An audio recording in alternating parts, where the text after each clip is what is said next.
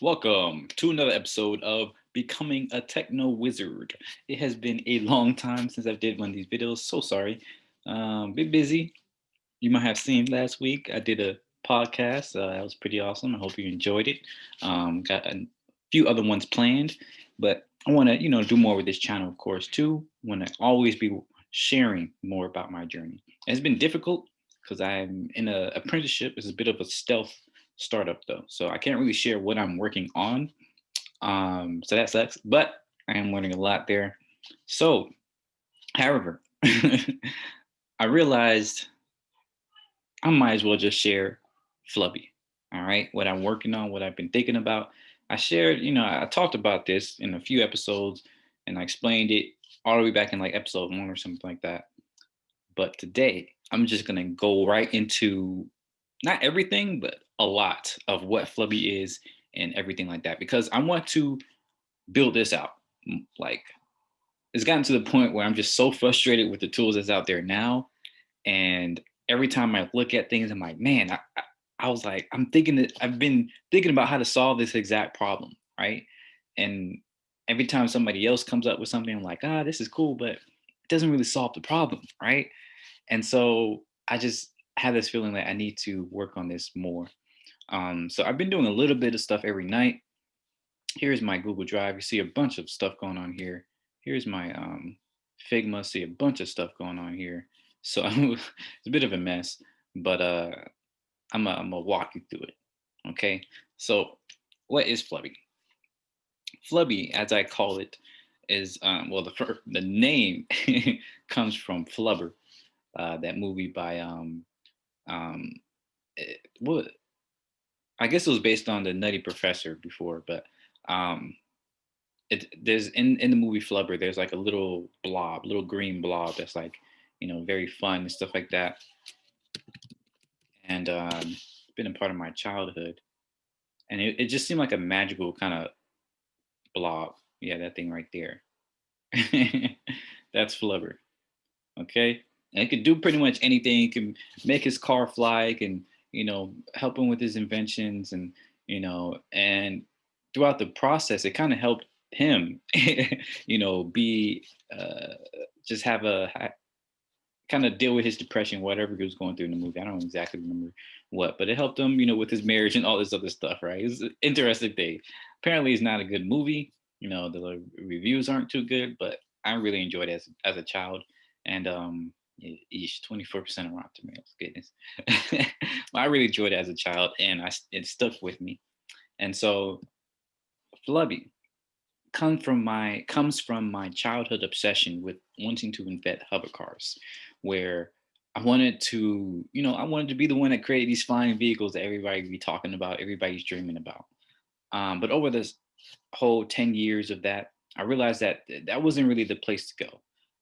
And I also realized I wasn't the one that was going to build it anyways. I just didn't have that mechanical knowledge, right? That type of intelligence for that specific thing. And I also realized, though, more importantly, that hover cars weren't really going to solve a lot of the problems that we're looking at today in today's society. They don't even solve the the problem of traffic, simply because in order for you to have flying vehicles, you also have to have some sort of infrastructure in the sky, some streets, some highway system or something, and that would defeat the purpose, right? You can't just be driving on the street and then there's traffic, then you just fly up and out. Because if one person has a hover car, a lot of other people are going to have hover cars, so they're all going to be flying about. So you can't just have people flying around the airways. It's very dangerous. You're going to have some sort of traffic control, some air traffic. And so lo and behold, you have traffic on the ground, traffic in the air, and it's just more chaotic. There's ways for you to go around that to fix that problem, but we're not going to get into that today. But nonetheless, going through that process of trying to invent a hover car, I often came up against the barrier of being able to visualize my ideas. I had a whole bunch of like I tried to reinvent the idea of a vehicle from first principles, meaning I didn't really go and look at how cars worked. Instead, I looked at how does transportation work? Like, how did we invent the wheel? Why did we come up with a carriage? Stuff like that, right? So I would say, okay, how would you get from point A to point B really quickly? Right? You need wheels because it's one of the best ways to get from another place to one place to another.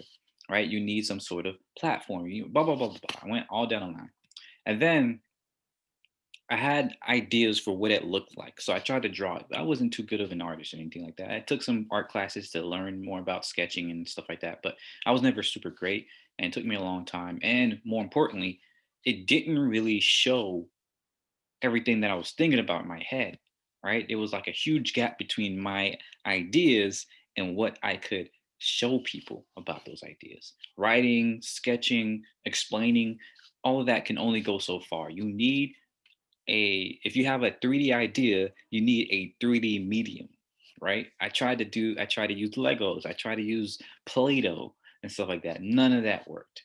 Eventually I came across, the idea of using CAD, computer aided design. You use that oftentimes in engineering and architecture and stuff like that. Unfortunately, those programs were too expensive. They were too difficult to use. It cost a lot of money, and they were very heavy in terms of processing on your computer.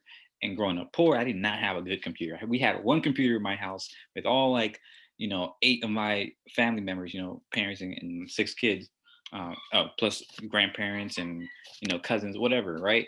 And we had one computer. That computer was not good. All right, it could barely run the internet. So I wasn't going to be able to download some crazy, computer aided design system that you needed expensive hardware to use. And this was way back.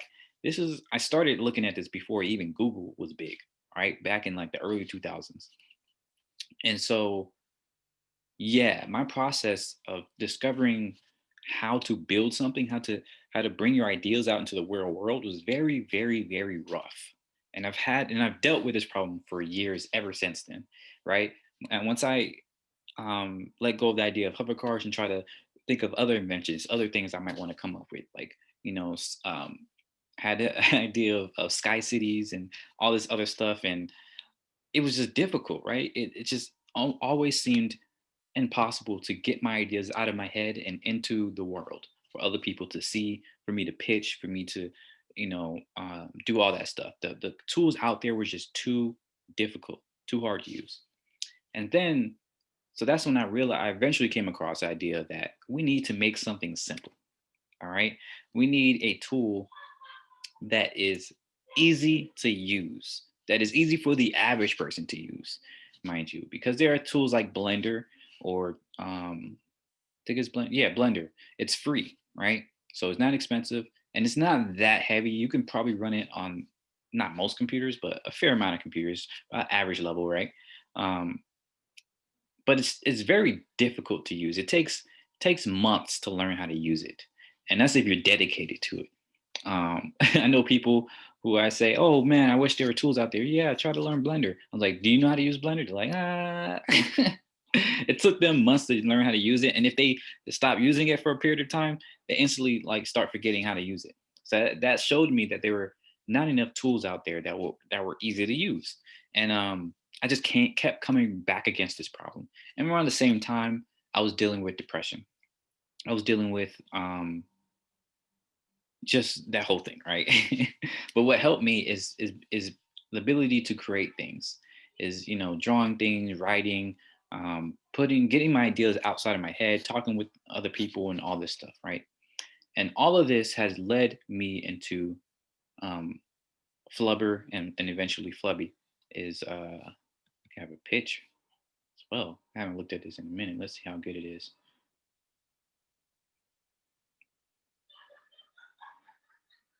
Oh yeah, I started writing pitches to send to different VCs, but yeah. So as you can see, I started linking these things together, of not just building a creative tool, a better blender or anything like that, but also building a tool that helps people mentally with their mental issues. Maybe not psychologically, like it might not have a cognitive behavior therapy within the tool, but it's along the lines of adult coloring books. For those that don't know, if you look it up, just Google adult coloring books. They're pretty interesting, right? and they're used very often to help people who have anxiety, who have depression, and so on and so forth. Because we as humans, we have evolved over the last over thousands of years to be creative, right? We have this idea today that being creative means you're an artist, right? You hear so many people say, "Oh, I'm not creative. I don't know how to create. I don't know how to do art and stuff like that," right? But being creative is just being a human. It's part of our thinking process. Whenever you have an idea, whenever you just look at something, you say, I wish we can do that with it." You know, wherever you're watching a movie, you say, "Oh man, this is cool," right? What if I was in this world? That's all creativity, all of that, right? It's a very broad term, and for a long time humans have used creativity as a form of self-expression as well as a form of expression in general, of connecting with other people, of social connection. And you can see this in cave paintings. What's interesting about cave paintings is that the vast majority of them are not don't seem to have a purpose, right? If you look at some of the most popular cave paintings, right, we look at them and like, what were they used for? You have these archaeologists and all that stuff looking at these cave paintings and like, why is this a big thing? Like this one, this is a very famous one, and archaeologists can't determine like why would they do this. There's no reason to do this, right? It doesn't tell you anything about their environment. It's not informative per se. It's art, right? It's just people being creative. It's like saying, "Oh wow, I can do this. I can put my hand in a wall, fit some dye around it, and boom, it's a thing." And you see all these hands because all these people were partaking in this experience. And so, you know, we have tons and tons of cave paintings, and we see stuff like this, which seems like to be like a record, right? Stuff like this, it seems to be telling people what's going on in the area. But this is also sort of like what, spiritual or something like this. You have small ones, you have big ones, and like you have all this like abstract ideas within these paintings. When you really study cave paintings and just the history of creativity, you realize that this is a bigger part of human nature than we give it credit. And that's what I realized that we're missing today. Depression, suicide rates, all this stuff is at an all-time high. And it doesn't make sense, right? We have access to the world's resources. We have access to all this knowledge, to all this money, to all this, stuff going on in our world. And yet people feel isolated. People feel meaningless, right? They feel like they have no meaning, no purpose in life, and all this stuff. And I believe one of the big reasons, one is a complicated thing, but one of the big reasons is creativity. Is we don't have creative tools like we used to. The tools out there today seem to be limited to people with skills, with skill sets, with some sort of purpose behind it or whatever. But we don't really have tools today where anybody can just go online or go somewhere and just create just for the sake of creating, and then to connect with other people as they're creating. We don't have that. It's this very simple idea, but we don't really have that. And so that's what I realized I can do with Flubby. I realized that I can create a tool that was simple to use, easy to use, and fun to use. I realized that I can create a tool that, here, I'll show you my website as well, a little showcase here, um, that solved the problem of depression through creativity, of of isolation with or loneliness with community, and of poverty with empowerment. So that's my idea for Flubby. This is a very long-winded way of saying it. I'm gonna work on making an actual pitch, making it short and sweet and all that. Um, but yeah, I've been thinking about this problem for a long time. That's basically what I was saying here. And so that's kind of like all the ideas bringing me to this one concept. And it seems complicated, right? It seems like, why would you build a product that has all these different things, right? Like each of these are really big problems. Each one of these are really big problems and should probably solved with one targeted solution. But what I realize is that sometimes we build products, we think about products too in a limited sense. right? Sometimes we think we can solve a problem by only going on the same level. But like Einstein said, you can't solve a problem on the same level that you created it. And furthermore, oftentimes these problems are so complicated because they are multi-layered, because they are complicated. They're complicated because they're complicated. And what that means is that there are so many factors going into why people are depressed, going into why people don't have friends, right? It's not just because, oh, you're lonely. It's not just because you have social problems. It's not just because you're poor or whatever you think your problem is. It's because it's a multi-layered. That's what complicated means. Complex, complexity, multiple layers, multiple lattice, whatever you want to call it, breaking it down the word. But yeah, so there are multiple layers to this problem, and I believe in order to solve the problem, we have to solve it on multiple layers. We can't just build one product for depression, right? That's why people think they can have a pill to solve depression, but depression is a mental concept. It's a factor of our of how we see the world, right? And that impacts our biological constraints. So yes, there is a chemical or biochemical, factor to depression, and it can be caused by strictly biochemical things like diet or things in your environment or things or so on and so forth. But it's also can be caused by simple mental anguish, by stress, by loneliness, by poverty.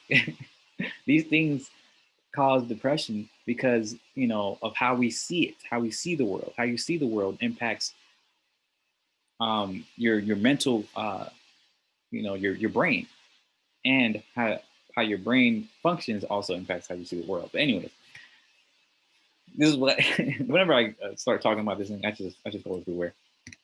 But yeah, so this is the whole thing behind Flubby. And this is why I think it's really important to put multiple to, to bring together all these different ideas into one. All right. And so the way I figured that I can begin solving this is by number one, creating a tool that is really easy, or creating a tool that is really easy to create other things, a creative tool. Um, and so I wanted to start with something simple, right? Because I don't have programming skills. I tried to do this with code, but I'm just not a coder.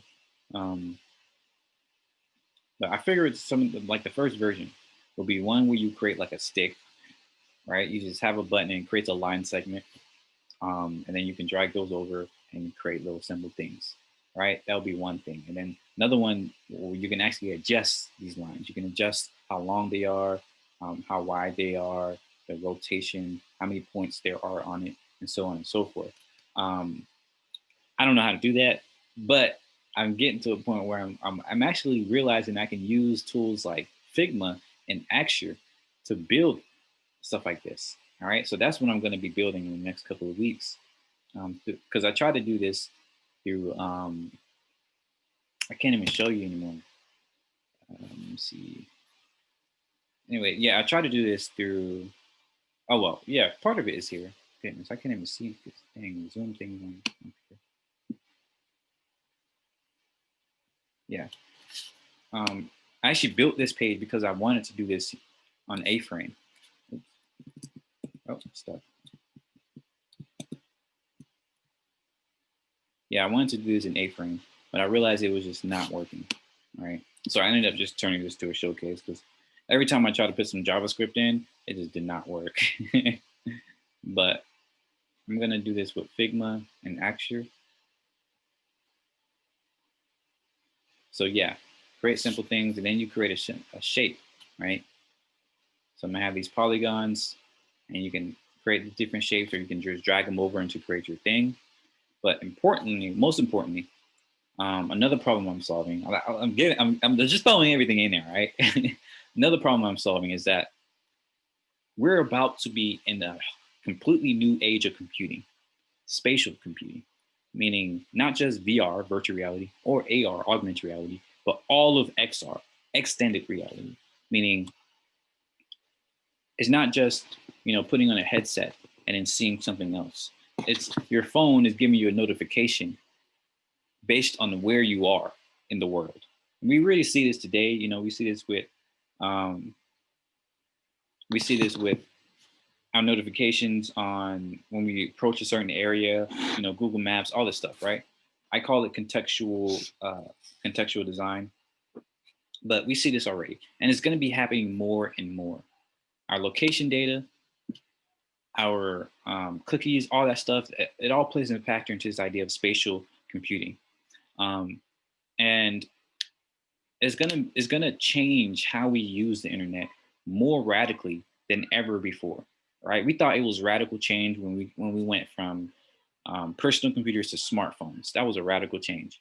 But and even now, there are so many websites out there that are not mobile friendly that you can't even use on your phone. Right? Even those phones far outpace personal computers in most of the world nowadays.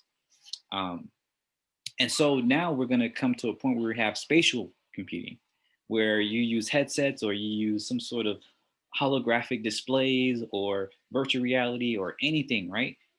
To create, to use the 3D space around us to put the content that we're using and interfacing with.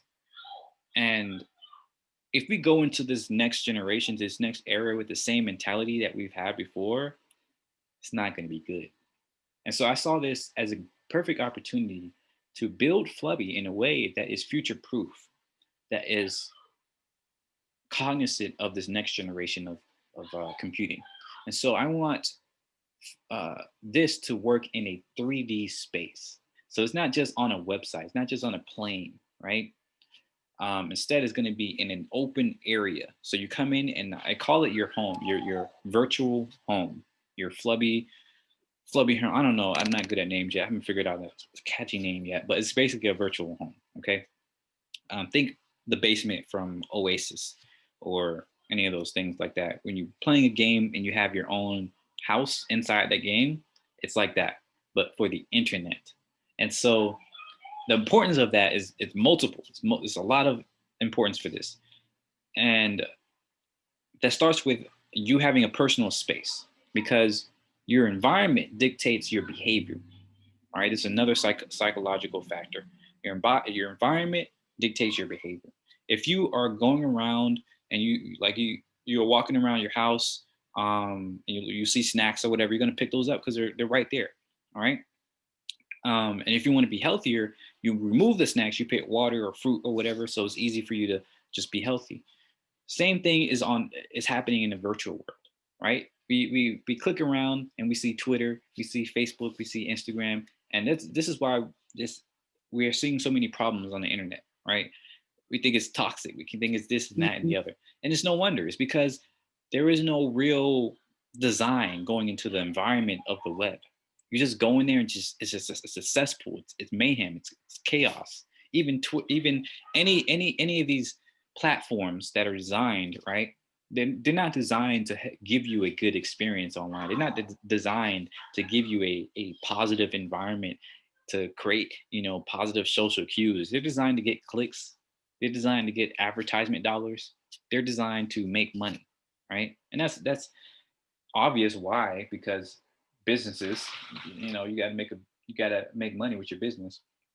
But the the factor is that if we want to have a better lives, if we want to decrease this trend of depression and suicide in our society, we have to build tools in which help people, in which are focused on giving people fulfilling lives, on giving people the tools and the ability to create an environment that fosters their imagination, that fosters their empowerment, that fosters their careers, their goals, whatever they actually want to do in life, rather than just trying to get them to get you click on the ads and give you money, right? This is not a manifesto against capitalism or anything like that. I'm just being real. If we want to create a better society, better online experience, better anything, we have to do it with purpose. And so the purpose of Flubbi, of any tool that I want to build or I want to be a part of, is to help people live more fulfilling lives. And so I think that starts with creating a virtual environment where people can control their environment, where they can build around them, you know, the things that are going to help them towards their goal. So one, I think, you know, that starts with having a creative tool. That starts with having a 3D space. So you go online, and instead of you just going to Twitter, going to this, whatever, you have your virtual home.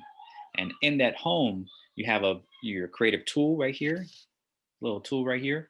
And then you have, I'm gonna build like a I call them pillars. So these pillars will show you what is going on in your life. It will show you your social network. It will show you your money, or your financials and stuff like that. It will show you how you're impacting the world through your creativity, social, and all that stuff. And the importance of that is that we change what we can measure.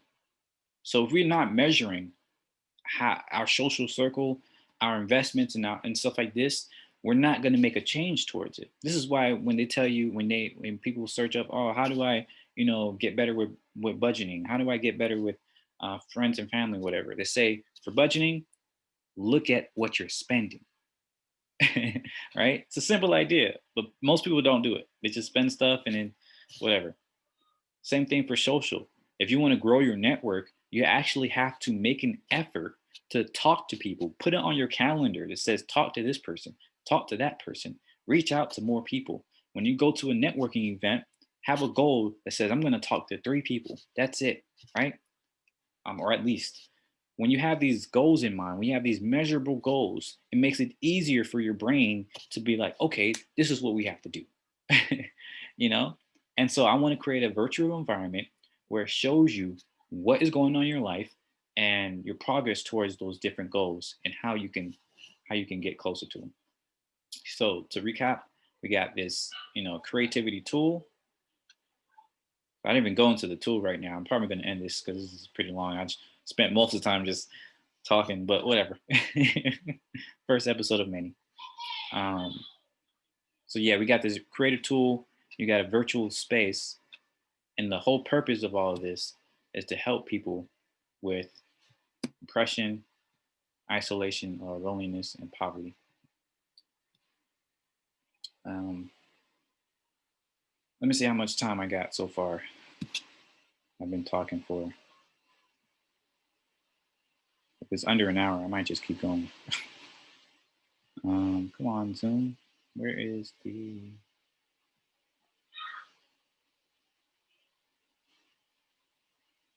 Sorry, y'all.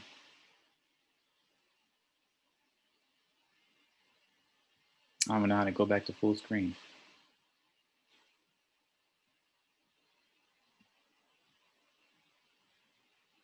All right, whatever. I guess I'll just end it here.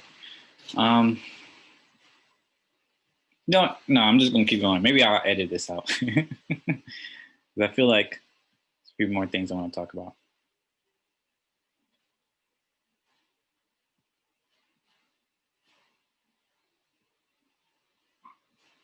Okay, so actually getting into my creative tools. What have I built so far?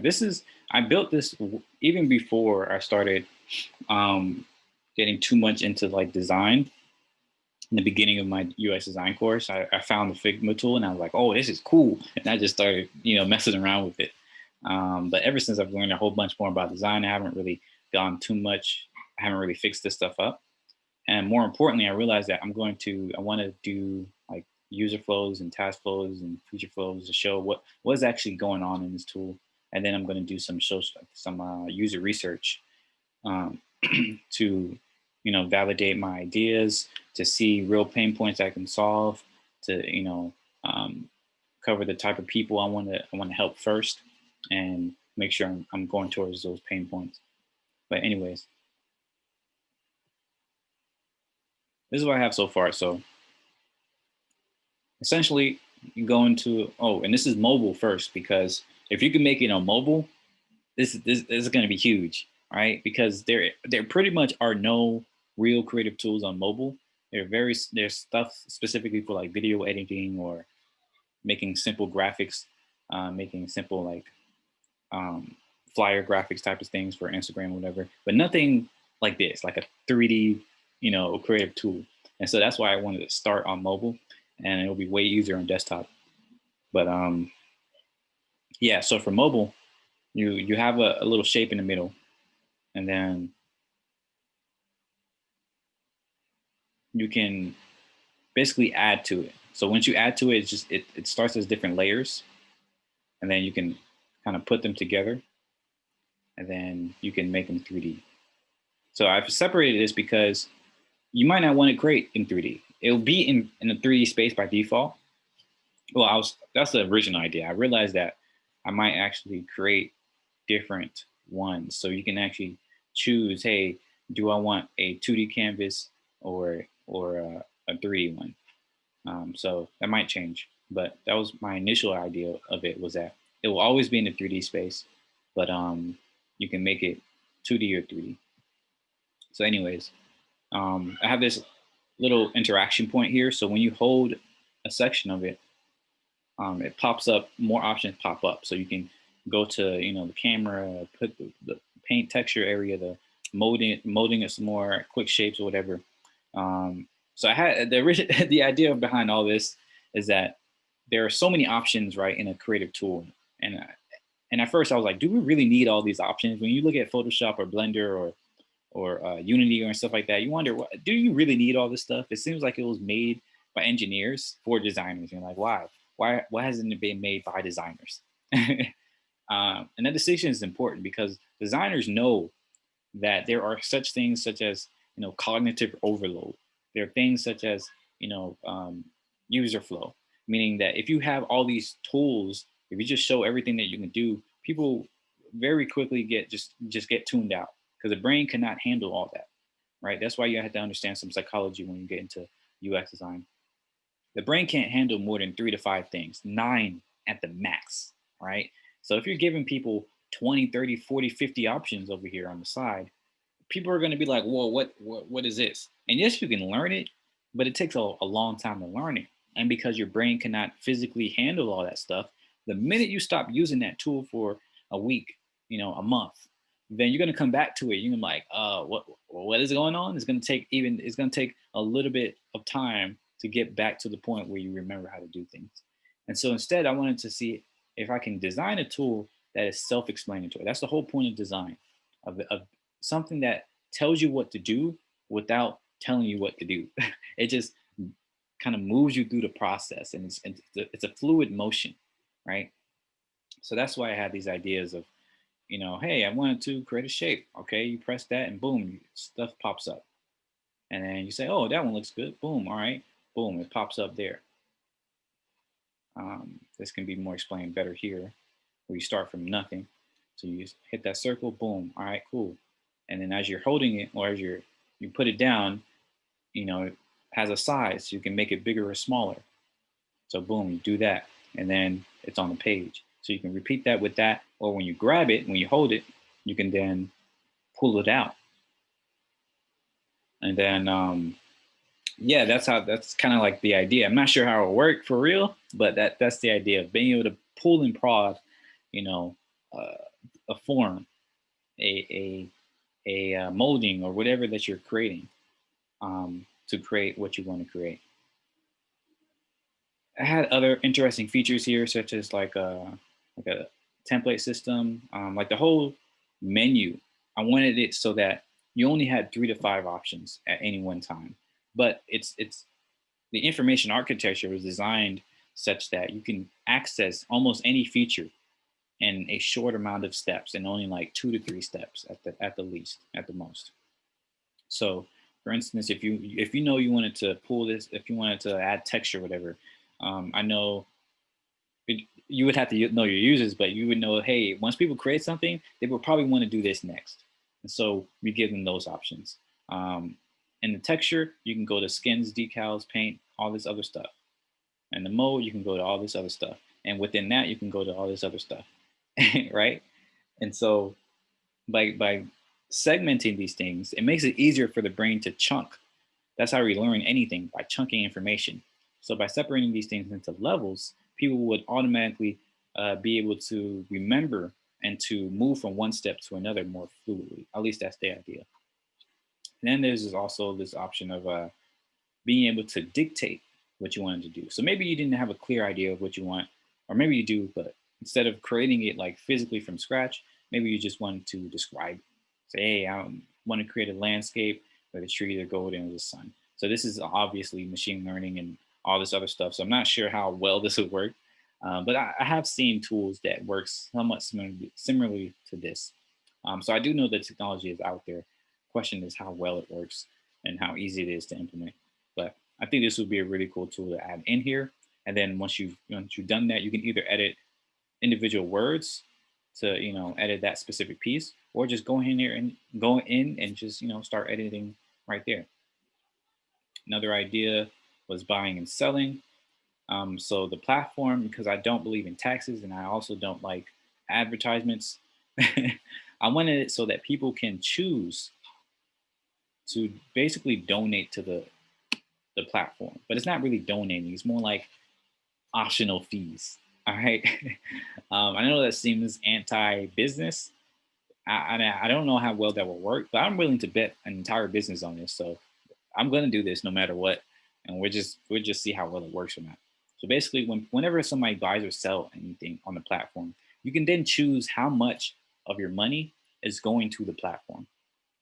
So with every single interaction, you'll have a default thing. It says, hey, maybe put this amount for the platform. And if you do it, you can just cash out and boom, you're done.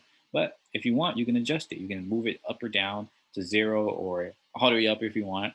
And that amount will go to the platform. And I want that for buying and selling. So even when you're buying something, right? You could say, hey, I bought this for $10, but I also want to pay a little bit more, so 12%. I pay $12, and the extra $2 goes to the platform. And the seller can be like, hey, yeah, I'm selling this for $10, but I'll take an $8 profit, and the rest will go to the platform. So that way, we have, we still have that monetary, we still have that profit coming in, or that revenue at least coming in. But it's up to the consumers to decide our fate. And so hopefully that aligns our business interests with the health of the consumer. My whole ideology with this is that people are inherently good, you know, and I don't like the concept that people are inherently greedy, that they're gonna squeeze every dollar out of it. I think people are naturally good, and people are naturally not altruistic but generous, right? It's a social strength to be generous. And we know that this is a evolutionary concept, uh, because the people who were generous in societies were often the ones that were more popular, more um, more healthy, more whatever, because people were willing to help them. If you were generous in your thing, you're like, oh, I hunted, I got this I hunted this deer, but I'm not just going to save it from you, my family. I'm going to share it. I'm going to take a piece for us, but I'm going to share it with the town. And the whole town like, oh wow, you shared the deer with us, awesome. So now you've gotten closer, and next time they might help you with the hunt that deer, or you might have had a bad day, a week from now, and they're like, hey, I remember you shared that deer. Here's some of ours. That's kind of like the evolutionary idea of why we are generous. We have this idea of generosity at all.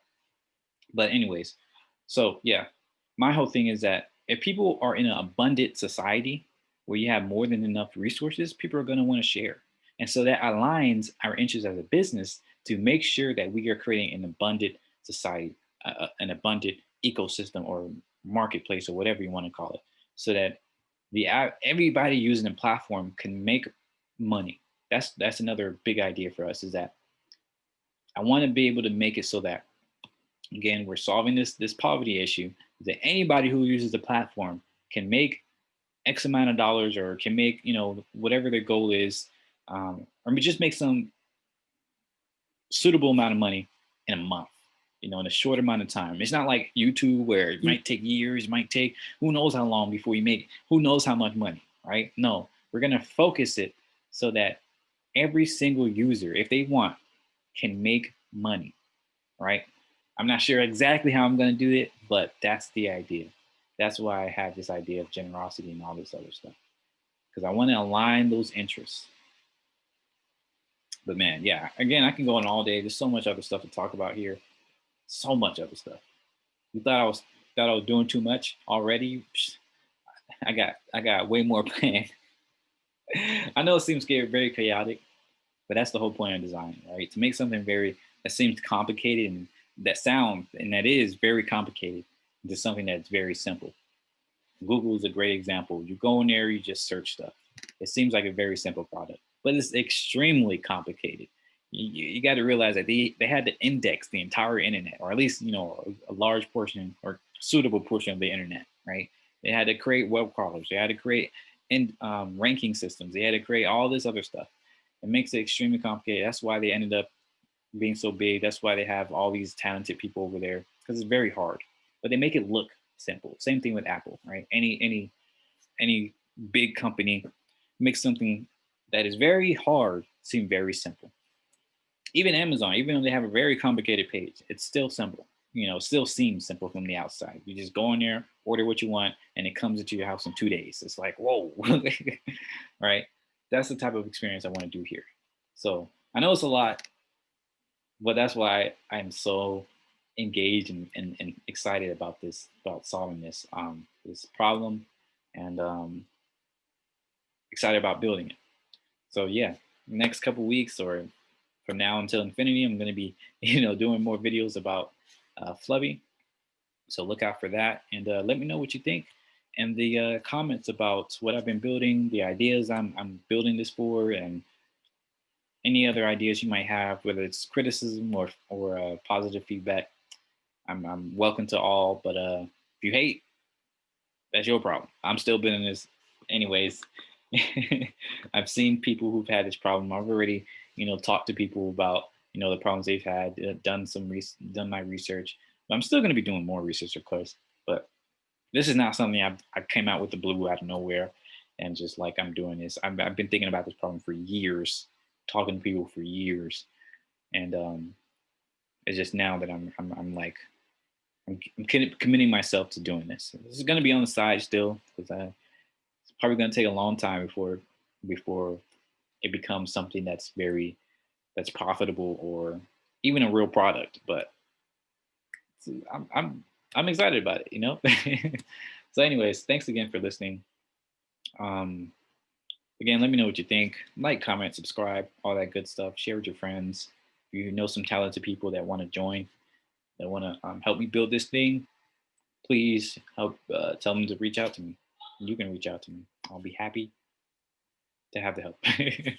And so much more I want to talk about, but we'll end it there. This is probably super long. Have a good day. See you. Bye bye.